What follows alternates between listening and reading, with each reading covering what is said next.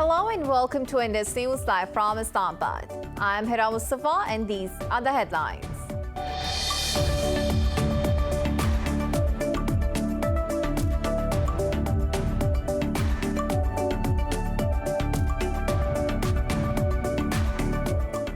Haiti has requested the US and the UN to send troops to protect key infrastructure after President Jovenel Moïse's assassination. While a UN spokesperson said troops dispatch is a matter for the Security Council to decide. The US says it has no plans to offer military assistance at this time. However, it will send senior FBI and Homeland Security officials to assist in the ongoing investigations.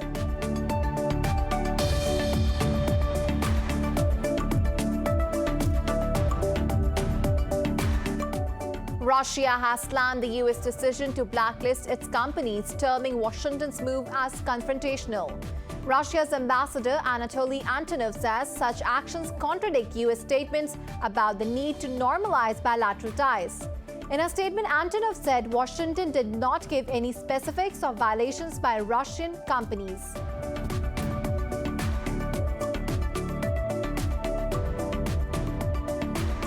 Ukraine says hackers linked to the Russian government attacked the website of its naval forces. In a statement, the Defense Ministry said the hackers published fake reports about the Sea Breeze 2021 military drills. Moscow opposes the exercises in the Black Sea that Kiev started in late June involving more than 30 countries. Brazil has reported more than 1,500 COVID-19 daily deaths, while the country's caseload crossed the 19 million mark. In Pakistan, 35 people lost their lives and more than 1,800 tested positive overnight. Globally, the virus has claimed more than 4 million lives and has infected nearly 186 million others.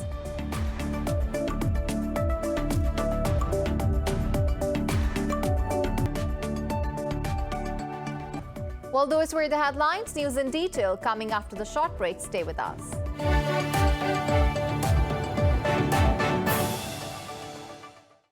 Welcome back. Now the news in detail. Haiti has requested the US and the UN to send troops to protect key infrastructure after President Jovenel Moïse's assassination. The bizarre murder has pushed Haiti deeper into a political crisis which will worsen growing hunger and gang violence. Elections Minister Matthias Pierre says critical infrastructure, including airports and ports, might be targeted. Pierre said the security assistance will also ensure timely presidential and legislative elections. They are scheduled for 26th of September. In response to the request, a UN spokesperson said troops dispatch is a matter for the Security Council to decide. Meanwhile, the US says it has no plans to offer military assistance at this time. However, it will send senior FBI and Homeland Security officials to assist in the ongoing investigations. Russia says the U.S. decision to blacklist its companies is a confrontational move. Moscow says such actions contradict U.S. statements about the need to normalize bilateral relations. Russia's ambassador said the U.S. is restricting the access of domestic enterprises to high-precision technologies from abroad. In a statement, Anatoly Antonov said Washington did not give any specifics of violations by Russian companies. He said Washington, as usual, accused firms of buying electronic components from the U.S. for Russian military programs. Antonov added this approach does not stand up to scrutiny. Earlier, the U.S. Department of Commerce added Russian individuals and firms to its blacklist. The department said its action followed attempts to procure items for activities contrary to national security. U.S. President Joe Biden has urged his Russian counterpart, Vladimir Putin, to act against ransomware groups. In a telephonic conversation, Biden reiterated that Washington will take any necessary action to defend its people and infrastructure. This follows a massive cyber attack on U.S. firms by Revel, a group said to be based in Russia. It is demanding $70 million in cryptocurrency to unlock data from the attack. But Putin has consistently denied any involvement or direct knowledge of ransomware attacks originating in Russia. Ukraine says hackers linked to the Russian government attacked the website of its naval forces. In a statement, the Defense Ministry said the hackers published fake reports about the Sea Breeze 2021 military drills. It said there have also been unsuccessful denial of service attacks on the Defense Ministry portal. The ministry said the entire Kremlin propaganda machine was involved in the operation. It said the threat has now been eliminated and the Navy's website will be restored in the near future. Moscow opposes the exercises in the Black Sea that Kiev started in late June involving more than 30 countries. Turkey says it has agreed with the U.S. on the scope of how to secure Kabul airport after Washington withdraws from Afghanistan. Turkish President Tayyip Erdogan says Turkish and American defense chiefs have discussed the issue. He said during discussions with America and NATO authorities, Ankara has also decided on what would be acceptable for Turkey. Turkey promised to provide security for the airport once the troops leave next month. Kabul airport is the main exit route for Western diplomats and aid workers. Earlier, the Afghan government said it will extend necessary support to Turkey's mission at Hamid Karzai Airport. Top diplomats of the U.S. and Pakistan have discussed the continued bilateral cooperation on the Afghan peace process. In a telephone call with Pakistan's Foreign Minister Shah Mahmood Qureshi, Secretary of State Antony Blinken underscored the shared desire for a sustainable bilateral relationship. Qureshi said Pakistan is committed to forging a sustainable relationship with the U.S. anchored in economic cooperation and regional peace. Both sides also highlighted joint efforts to tackle the coronavirus pandemic. They also deliberated on the recent U.S. donation of 2.5 million Moderna vaccines to Pakistan.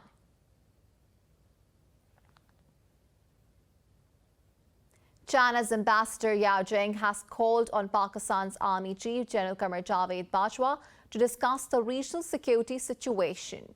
The military's media wing said the two discussed matters of mutual interest, including the China-Pakistan Economic Corridor. The Army Chief also hailed Chinese support to the country during the COVID-19 pandemic. The visiting dignitary acknowledged Pakistan's positive role in the region. Separately, Qatar's Special Envoy for Counter-Terrorism, Mutlaq bin Majid al-Khatani, held a meeting with General Bajwa. They discussed the latest situation in Afghanistan and other matters pertaining to regional security.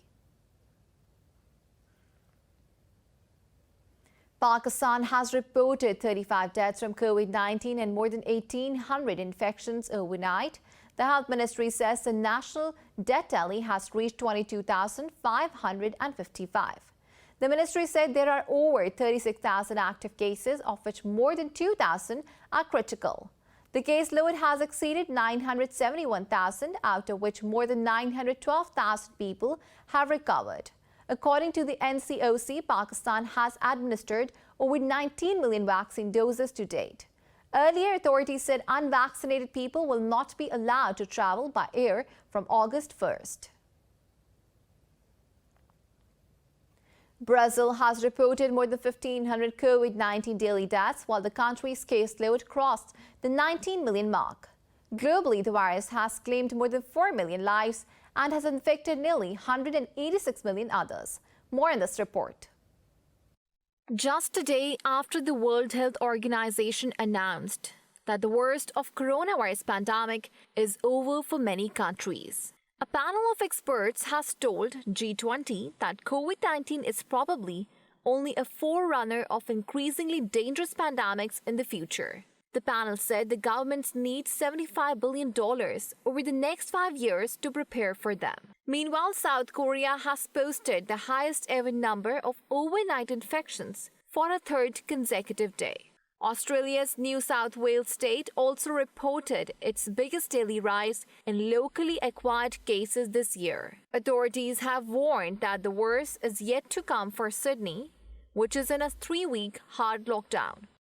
Last night to 8 p.m. we had 50 cases of community transmission, and most concerningly, 26 of those were infectious in the community. Now that's the number we need to get down to as close as zero as possible. And when you know that there's 26 cases that were infectious in the community, the only conclusion we can draw is that things are going to get worse before they get better. In Europe, the money-making summer season is in jeopardy for the second year in a row as Delta variant sweeps across the continent. Spain's Canary Islands and its Mediterranean region of Valencia have asked the government to bring back curfews to counter soaring cases. The Netherlands has again tightened curbs due to surging infections as Delta variant accounts for at least one-third of new cases. While in Greece, a metalworking company is offering workers nearly $600 to get vaccinated.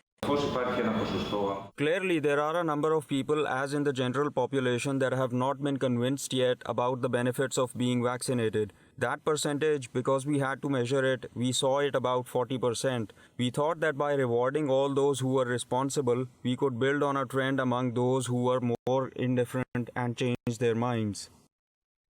The EU, the US, and several European states have signed an accord in Senegal to finance vaccine production in the West African state.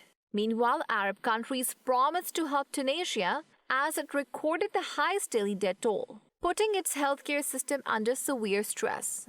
While in India, health authorities have warned that tourist flaunting the social distancing rules can cause a more dangerous third wave. In Nigeria, militants have killed at least 45 people in an attack on the northwestern town of Faru. Residents said the armed bandits stormed the town on motorbikes, shooting sporadically on people. Militant attacks are surging across the Sahel, killing thousands and displacing millions across region's 10 states. Earlier, France announced to withdraw more than 2,000 troops from an anti-extremism force in Sahel by early next year. French President Emmanuel Macron said Paris will close all military bases in the Sahel region by 2022. He said France will begin reconfiguring its military presence in the coming weeks and will pivot it to specialized forces instead. The UN Security Council has extended a cross-border aid operation into Syria from Turkey. This comes after Russia agreed to a compromise in talks with the U.S., ensuring UN aid to millions of Syrians for 12 months. The 15-member council unanimously adopted a compromise resolution that asks for a UN report on Syria aid access in 6 months. Diplomats say the resolution does not require another vote in January to again extend the operation. The council first authorized a cross-border aid operation into Syria in 2014 at 4 points. Last year, it reduced the operation to 1 point from Turkey due to Russian and Chinese opposition over renewing all 4. In Iran, train services have been delayed after the National Railways website and cargo services were disrupted by apparent cyber attacks. State media said there were notices on electronic boards at stations. A notice asked travelers to call a number belonging to the office of Supreme Leader Ayatollah Ali Khamenei, while another said long delays due to cyber attacks. A state railway company spokesperson said denied that there were major delays. The spokesperson said technicians were checking the disruptions. In the U.S., tropical storm Elsa has dumped rain and heavy wind as it moved into the northeast. However, it has now been designated from a tropical storm to a post-tropical cyclone. Rough surf battered the shore from New Jersey to Massachusetts as the storm moved along the eastern coast. The National Hurricane Center said the storm's maximum sustained wind slowed to 85 kilometers per hour. Meanwhile, the western states are bracing for more scorching weather this weekend after the hottest month of June.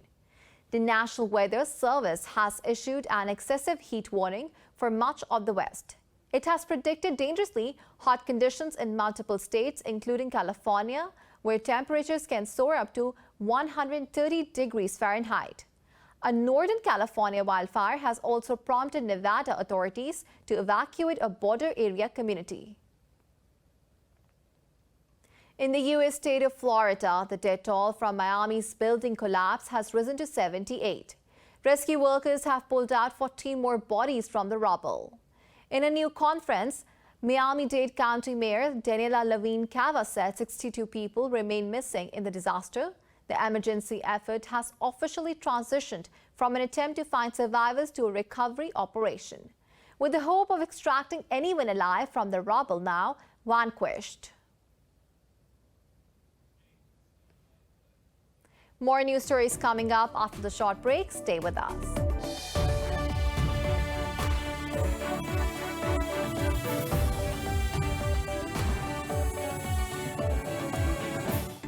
Welcome back. Three billionaires, Jeff Bezos, Elon Musk, and Richard Branson, are vying to lead a new era of private commercial space travel.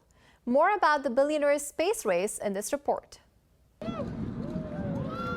Branson's Virgin Galactic is set to send a passenger rocket plane on its first fully crewed test flight to the edge of space on the 11th of July. The British billionaire founder is also scheduled to go along for the ride aboard the VSS Unity with 5 other individuals. Meanwhile, Bezos is also set to fly on his company Blue Origin suborbital rocket ship later this month, but Marco Casares, a senior space analyst, has called both the Branson and Bezos ride-alongs publicity stunts. Branson has been trying to do this for the last 10 years, and he's had numerous delays, technical delays. He had one accident back in 2014 in which one of the pilots was killed. And so I think he's 70 years old. I think he wants to see his venture succeed, and I think by going up himself, it's a bit of a publicity stunt to some degree, and probably the same thing with Bezos. Virgin Galactic, Blue Origin, and Musk SpaceX are competing head-to-head. But Casares says SpaceX is way out ahead, with ambitions far beyond the few minutes of weightlessness the other two are offering. And we have liftoff. Go New Shepard. In many ways, Musk has already won it because he has launched countless missions over the last 5 to 6 years. I believe in the last few years he's been launching more than 20 missions to Earth orbit, not low Earth, not suborbit. And I believe he's planning to launch up to 40 missions just this year alone. So in terms of the race to Earth orbit, by far, he's the winner. An earlier prototype of the Virgin Galactic rocket plane crashed during a test flight in 2014, killing one pilot and injuring another. Casares believes that while a failure on Branson's part could set back the space tourism industry, its success could accelerate it.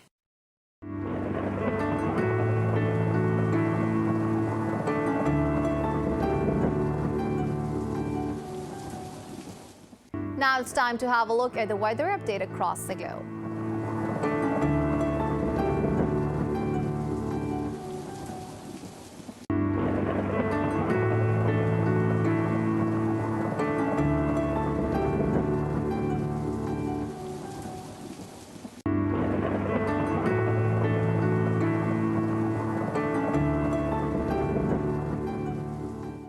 For the latest updates, you can follow us on social media at indus.news.